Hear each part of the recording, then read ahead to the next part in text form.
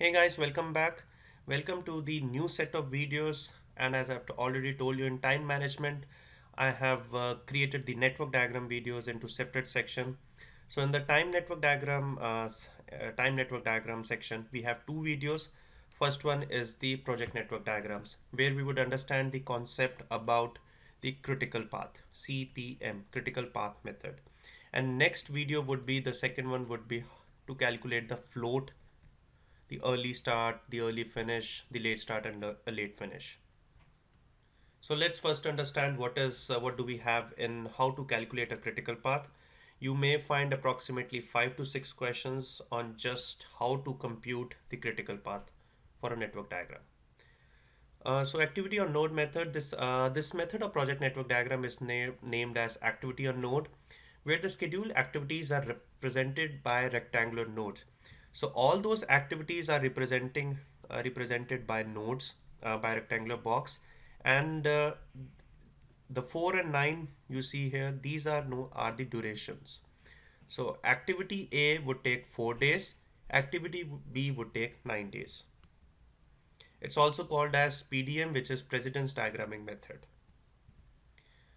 So then next, when we represent the nodes and the duration, then we go to a relationship. So each arrow represents a dependency between two activities. So if you see here, A has a duration of 4 days, B has a duration of 9 days, and they are related to C, which has a duration of 6 days. So until A and B are complete, we cannot begin the C. So this is C, A and C has finished to start relationship, and similarly B and C also have finished to start relationship. Then we have paths. Paths are formed by combination of boxes and arrows. So again, so this shows that A has a duration of 4 days, B has a duration of 9 days, B and A has finished to start relationship. B cannot begin until A is complete. So this is one of the path, you can say a diagram.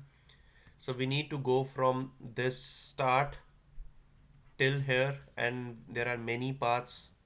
So let's see how it is done. So we have first path is going from developing the requirements to data platform to creating the tables and migrating and finally doing the testing and finish.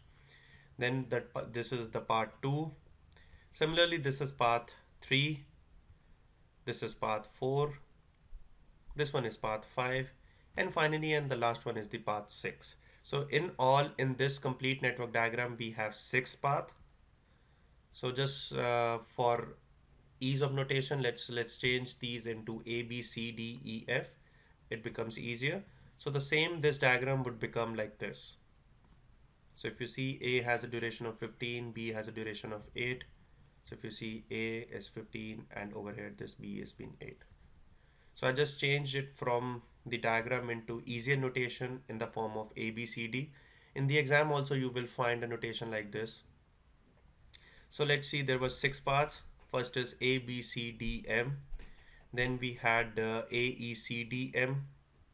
Then we have A, F, G, H, M. Then we had A, F, G, L, M. Then we have A, I, J, H, M finish. And finally we have A, I, J, K, L, M. So there are 6 paths. So what is a critical path? The path through the network with the longest duration. So remember, critical path is referred to the path with the longest duration. The critical path is important because if any one of the activities slips, the project finish will be delayed. So because this is the path with the longest duration, if any activity on this path is you can say slipped or is taking more time, then the entire project date, the project finish date will be delayed. So therefore, this is considered to be the path with the greatest risk. You may find a question in the exam where they are talking about the path which has the most risk. So remember, the number which is the highest, which is of the longest duration, that would be your answer. It is common for there to be more than one critical path. So it's not necessary that a path, a network diagram has just one critical path. There may be multiple critical paths also. Again, multiple critical path means all of them have the longest duration and it's the same. So let's assume, so let's first calculate what is the critical path in this case. So first of all, it's A, B, C, D, M. So it's A is 15, B is 8, 15 plus 8 is 23, 23 plus 4 is 27, 27 plus 10 is 37, and finally with M, again, it's 57, 47, 37 plus 10. Then we have A, E, C, D, M. So A is 15, E is 14, so 15 plus 14 is 29. Then 29 plus 4 is 33, 33 plus 10 is 43, and then it's 53. Then we have A, F, G, H, M. So A is 15, F is 20, so 20 plus 15 is 35, 35 plus 15 is 50. Then we have 50 plus 5 is 55, and then it's 65. Then we have A, F, G, L, M. So it's A, F, G, L, M. So A is 15, F is 20, 20 plus 15, 35, 35 plus 15 is 50, 50 plus 10 is 60, and 60 plus 10 is 70. Then we have A, I, J, H, M. So A is 15, I is 10, 15 plus 10 is 25, 25 plus 4 is 29. So it's a JHM. JH is 5. Okay. So it's 15 plus 10. Again, let's do a start. 15 plus 10 is 25. 25 plus 4 is 29. 29 plus 5 is 34. 34 plus 10 is 44. Then we have AIJKLM. Okay, the last one, which is 15 plus 10, 25. 25 plus 4, 29. 29 plus 12, it's 29 plus 12, it's 40, 41. 41 plus 10 is 51, and then it's 61. So in this case, the path with the longest duration would be our critical path. So in this case, out of 47, 53, 65, 70, 44, 61, 70 is the highest number, it's the longest duration, the path with the longest duration. So this is the critical path. So you may find a question in the exam where a network diagram similar to this is given to you, and they have asked you to calculate the critical path and what is the duration of the critical path. So this is how we calculate it. So creating a network diagram, so it was when a network diagram was already given to you, but the second set of question in the exam would be when you have to create a network diagram from a table. So this is the table given to us, and now they are asking us to create a table and then find the critical path. So let's do it. So first of all, we have start, and if you see the preceding activities from start, we have A, D, and G. So it's A, D, G.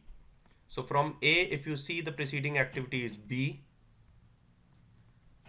B has a preceding activity of C, but before that they have done D. So let's see, D has a preceding activity of E. E has a preceding activity of G as well. So if you see here, activity E precedes D and G. So D and G. Then C has a preceding activity of B. So from E, if you see here, F is coming, and similarly H is coming. Then all these C, F, H is going to the finish. So if you see finish, we have C, F, H, C, F, H. So this is how we actually create a network diagram. And then let's put the numbers. The duration is given to us 7, 10, 17. So there are 5 paths in this case. Let's calculate the number. First is A, B, C. So 7 plus 10, 17 plus 4, 21. Then we have D, E, F. So it's 10 plus 11, 21. 21 plus 8 is 29. Then we have D, E, H. It's 10 plus 11, 21 plus 12. It's 33. Then we have G, E, F. G is 5. 5 plus 11 is 16. 16 plus 8 is 24. Then finally we have G, E, H, which is 5 plus 11 is 16. 16 plus 12 is 28. So which is the critical path? The path with the longest duration. So in this case, it's 33. A project scheduling analysis methods focusing on the critical path. So this is the definition of critical path method, which would help us to calculate the project's finish date. And this critical path method also helps us to shorten the critical path, so that if we shorten any duration on the critical path, then the overall duration would also be reduced. So this marks the completion of how to calculate the critical path.